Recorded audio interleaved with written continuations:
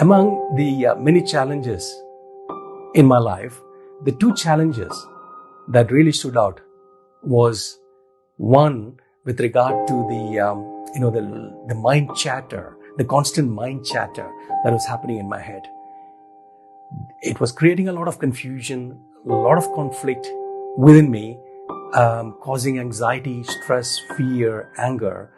And not only that, it was actually preventing me from fully living in this moment. It was taking me away from this moment into the past moment or the future moment. The other challenge I had was with regard to, getting stuck in a rut-like situation. Nothing seems to be working. And I hope you can relate to what I'm saying.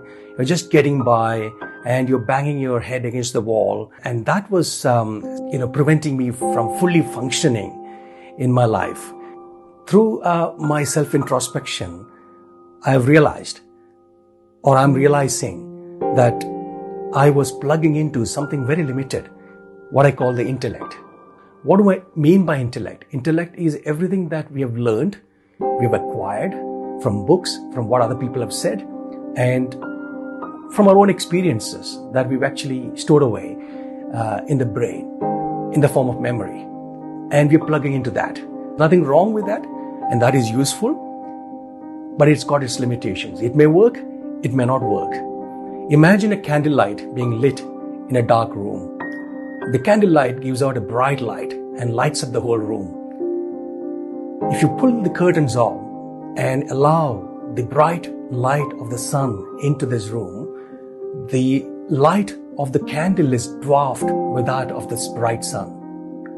And the intellect is the limited, flickering candlelight that we are plugging into.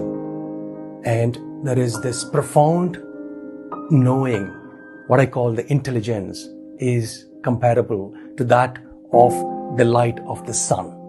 The intellect is required for our survival, but it is limiting. While the intelligence is required for our thriving, flourishing, and fully flowering in life.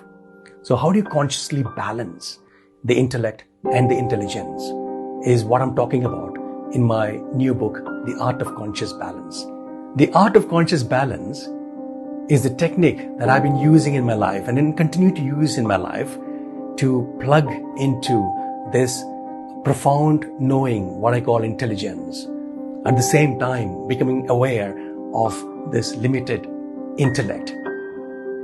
And if you're able to do so, we can elevate your life from this survival mode, just the getting by mode, to hitting your head against the wall and things doesn't seem to be working, to that of flourishing, thriving, fully flowering, and everything seems to kind of fall in place for us.